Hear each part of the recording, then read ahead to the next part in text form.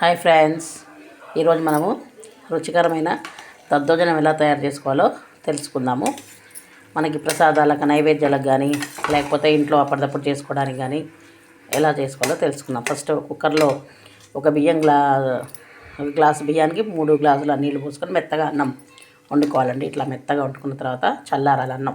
అన్నం చల్లారిన తర్వాత దాంట్లో కొంచెం పెరుగు, కొంచెం ఉప్పు వేసుకొని కలుపుకోవాలండి. కొత్తిమీర కూడా వేసుకోవాలండి. దీంట్లోనే కొంచెం కొత్తిమీర కూడా వేసుకున్న తర్వాత మిరియాలు ఉంటాయి కదండి, మిరియాలు కొంచెం దంచి ఇందులో వేసుకోవాలి.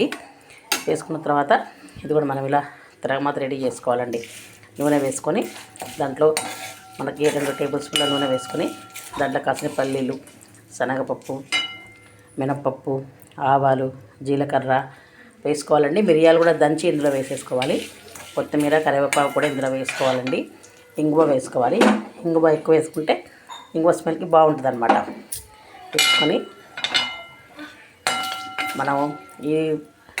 మనం ఏదైతే చేసుకున్నామో తిరగమాత చేసుకున్నాం కదండి, ఈ తిరగమాత చేసుకుంది ఇందులో కలిపేసుకోవటమే.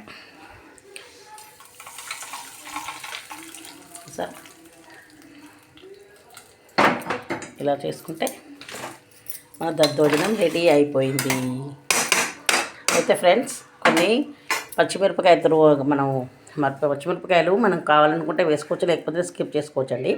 కారం తినని వాళ్ళు ఒకటి పచ్చిమిరపకాయ సరిపోతుంది. 2 మిరపకాయలు వేసుకోవాలి. ఎందుకంటే మనం మిరియాలు వేస్తాం కదండి, అందుకని కారం ఎక్కువ ఉంటుంది. ఇదిగోండి, కొత్తిమీరను లాస్ట్కు ఇలా పైకి కట్ చేసుకొని పెట్టుకొని లాస్ట్ పైన మళ్ళీ వేసుకోవాలండి.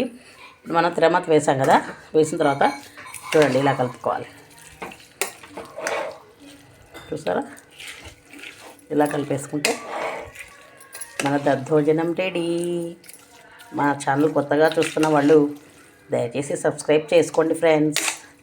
అమ్మాయిని నన్ను ఇద్దరిని ఎంకరేజ్ చేయండి ఫ్రెండ్స్. ఓకే ఫ్రెండ్స్, సరే మన దద్దోజనం రెడీ అయిపోయింది. Okay friends, bye.